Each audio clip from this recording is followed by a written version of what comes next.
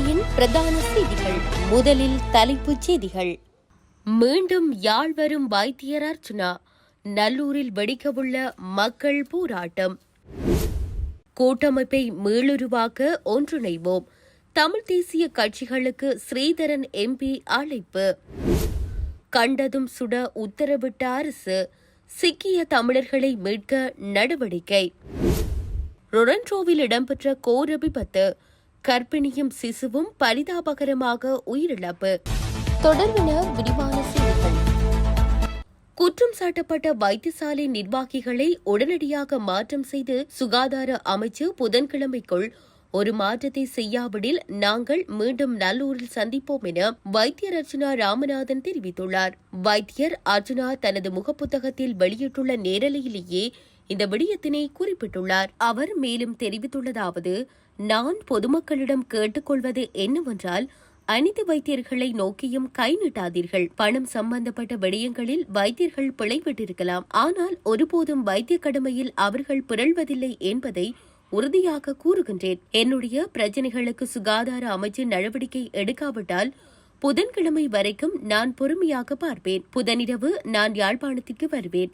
வியாழக்கிழமை காலை நாங்கள் மீண்டும் நல்லூரில் சந்திப்போம். அதன் பிறகு மக்கள் போராட்டமாக இது மாறும். இதில் என்னை நான் ஆகுதியாக்குவதற்கும் தயாராக உள்ளேன். இது ஒரு வரலாறாக அமையும். ஊழல்களை பார்ப்பதற்கு ஓரளவு பொறுமைதான் இருக்கின்றது.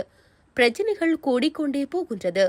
குற்றவாளிகள் இப்பொழுதும் கதிரைகளில் இருந்து அறிக்கை விட்டுக் கொண்டிருக்கின்றார்கள் என அவர் தெரிவித்துள்ளார். பொது எதிரியை எதிர்கொள்வதற்காக எமக்குள்ளுள்ள எதிர்ப்புணர்வுகளை புறம் தள்ளி தனிப்பட்ட நலன்களை முன்னிறுத்தாது இன நலன்களை முன்னிறுத்தும் ஓர் கூட்டு தலைமையின் உருவாக்கம் குறித்து சிந்திப்பதோடு தமிழ் தேசிய தளத்தில் இயங்கும் ஒவ்வொரு கட்சிகளினதும் மரபார்ந்த தனித்துவங்களை பேணியவாறு தேர்தல் கூட்டாக அன்றி தேசத்தின் கூட்டாக கூட்டமைப்பை மீள உருவாக்குவதற்கு தமிழ் தேசிய தலைவர்கள் ஒவ்வொருவரும் ஒத்துழைக்க வேண்டும் என நாடாளுமன்ற உறுப்பினர் சிவஞானம் ஸ்ரீதரன் அழைப்பு விடுத்துள்ளார். நேற்றைய தினம் யாழ்ப்பாணத்தில் நடைபெற்ற தமிழ் மக்கள் கூட்டணியின் முதலாவது தேசிய மாநாட்டில் முதன்மை விருந்தினராக கலந்து கொண்டு உரையாற்றும் போதே அவர் மேற்கண்டவாறு தெரிவித்துள்ளார். அவர் மேலும் தெரிவிக்கையில், கடந்த 8 தசாப்தங்களுக்கு மேலாக ஈழத்தமிழர்களின் சுதந்திரத்திற்காக அவர்களின் இறையாண்மையை நிலைநிறுத்துவதற்காக சிங்கள பௌத்த ஒடுக்குமுறை ஆட்சியாளர்களுக்கு எதிராக ரத்தமும் சதையுமாக நடைபெற்று வருகின்ற போராட்ட வலியின் நீட்சியின் உருவான ஈழத்தமிழர்களின் சுதந்திரத்திற்கான அரசியல் இயக்கங்களில் ஒன்றாக தன்னை கட்டமைத்துக் கொண்டுள்ள தமிழ் மக்கள் கூட்டணியின் முதலாவது தேசிய மாநாட்டில் உரையாற்ற கிடைத்த இந்த சந்தர்ப்பத்தை காலத்தேவை கருதிய வரலாற்று சந்தர்ப்பங்களில் ஒன்றாகவே நான் பார்க்கின்றேன். ஆத்மார்த்தமான அரசியல் பண்பாட்டின் அடிப்படையில் புதிய உலக சூழ்நிலைகளை அனுசரித்தவாறு எமது இனத்தின் சமத்துவ வாழ்விற்கான பயணத்தை நாம் எல்லோரும் இணைந்து முன்னெடுக்க வேண்டும் என்ற காலக்கடமை ஒவ்வொருவரது கரங்களிலும் தரப்பட்டிருக்கிறது. எமது சிந்தனைகளை மீள் வடிவமைப்பிற்கு கொண்டு வருவதன் மூலம் காலத்தின் வேகத்துடனும் பூகோள மாற்றங்களுடனும் எமது மக்களின் அபிலாசை தளங்களில் இருந்து தடம் புரளாது பயணிக்க வேண்டியுள்ளது. இந்த நெருக்கடிமிக்க சூழலை எளிதாக கையாள்வதாயின் தமிழ் தேசிய கட்சிகளின் தலைவர்களும் பிரதிநிதிகளும் புலத்திலிருந்தவாறு இனத்தின் விடுதலைக்காக அர்ப்பணிப்புடன் செயற்பட்டு வரும் உறவுகளும் ஒருங்கு சேர தம் அரசியல் பயணத்தை முன்கொண்டு செல்வதற்கான எதிர்கால வழிவரைபடம் ஒன்றையும் அதுசார் கொள்கை வகுப்புகளையும் உருவாக்க வேண்டும் என அவர் மேலும் தெரிவித்துள்ளார்.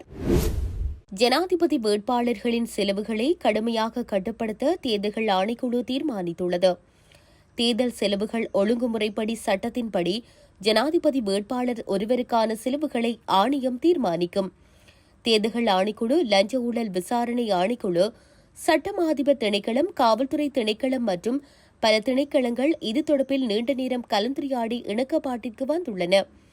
தேர்தல் செலவுகளை ஒழுங்குபடுத்துவது குறித்து அனைத்து அரசு அதிகாரிகளுக்கும் தேர்தல் ஆணையம் தெரிவித்துள்ளதோடு செலவு வரம்பை மீறும் வேட்பாளர்கள் மீது சட்டப்படி நடவடிக்கை எடுக்க வேண்டும். இதன்படி லஞ்ச ஊழல் ஆணைக்குழுவினால் அவர்கள் மீது வழக்கு தொடரப்பட உள்ளது. வேட்புமனு தாக்கல் செய்த 5 நாட்களுக்குள் ஒரு வேட்பாளர் எவ்வளவு செலவு செய்ய முடியும் என்பதை தேர்தல் ஆணையம் அறிவிக்க வேண்டும். இந்த ஜனாதிபதி தேர்தலில் இருந்து தேர்தல் ஒழுங்குமுறை சட்டம் முதன்முறையாக நடைமுறைப்படுத்தப்பட உள்ளது. வங்காளதேசத்தில் இருந்து தமிழர்களை மீட்க நடவடிக்கை எடுக்கப்பட்டுள்ளதாக தமிழக அரசு தெரிவித்துள்ளது.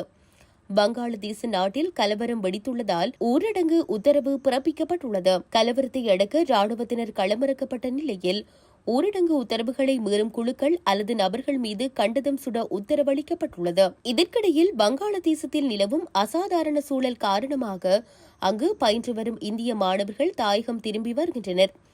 இந்த நிலையில் அங்கு சிக்கிய தமிழர்களை பத்திரமாக அழைத்து வர நடவடிக்கை எடுக்கப்பட்டுள்ளதாக தமிழக அரசு தெரிவித்துள்ளது.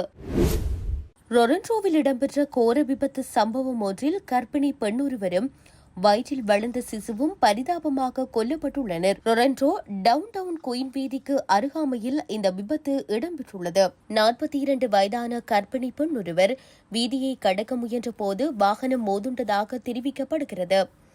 70 வயதான நபரொருவர் செலுத்திய வாகனத்தில் குறித்த பெண் மோதுண்டுள்ளார் என தெரிவிக்கப்படுகிறது. சம்பவத்தில் பெண் படுகாயம் அடைந்து வைத்தியசாலையில் அனுமதிக்கப்பட்டுள்ளார். வயிற்றில் இருக்கும் சிசுவை உயிருடன் மீட்பதற்கு மருத்துவர்கள் கடின போராட்டத்தை முன்னெடுத்த போதிலும் அது வெற்றியளிக்கவில்லை என தெரிவிக்கப்படுகிறது. இந்த சம்பவம் தொடர்பில் விசாரணைகள் ஆரம்பிக்கப்பட்டுள்ளதாக போலீசார் தெரிவிக்கின்றனர். விபத்தினை மேற்கொண்ட சாரதி விசாரணைகளுக்கு ஒத்துழைப்பு வழங்கி வருவதாக தெரிவிக்கப்படுகிறது. சம்பவம் தொடர்பில் ஏதேனும் தகவல்கள் தெரிந்தால் போலீசாருக்கு அறிவிக்குமாறு கூறப்பட்டுள்ளது. இத்துடன் செய்திகள் யாவும் நிறைவு பெறுகின்றன. மேலதிக செய்திகளை அறிந்து கொள்வதற்கு www.tamilaram.com எனும் இணையதளத்தை பார்வையிடுங்கள்.